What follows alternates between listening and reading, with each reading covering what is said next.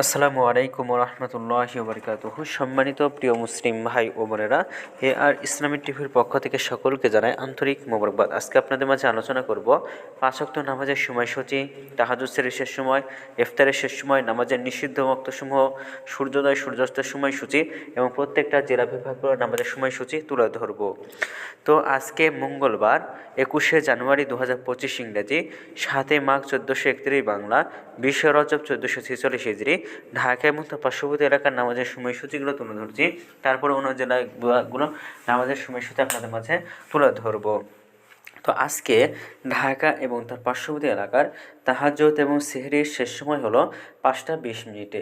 ইফতারের সময় সন্ধ্যা 5টা 40 মিনিটে।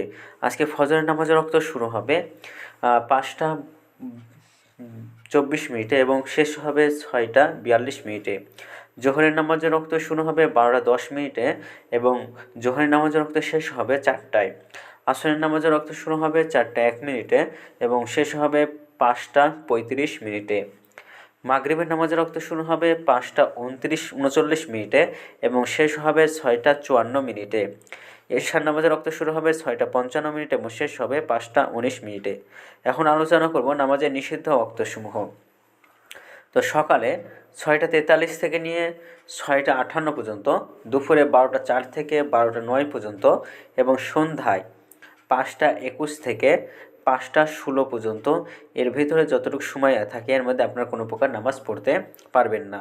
তো আজকে সূর্যাস্ত যাবে 5টা 37 মিনিট এবং আজকে সূর্যোদয় হবে 6টা 43 মিনিটে। এগুলো ঢাকা এবং তার পার্শ্ববর্তী এলাকার নামাজের সময়সূচি।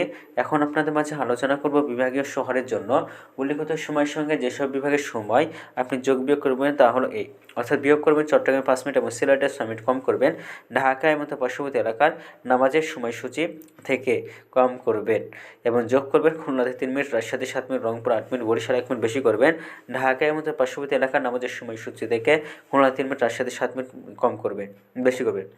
তো আজকের ভিডিওটি পর্যন্ত এসেছিল, আর এই সূত্রগুলো আমরা নিয়েছি ইসলামী ফাউন্ডেশন থেকে। ভিডিওটি ভালো লাগলে অবশ্যই চ্যানেলটি সাবস্ক্রাইব করে পাশে থাকবেন। ধন্যবাদ সকলকে। আসসালামু আলাইকুম রহমতুল্লাহ।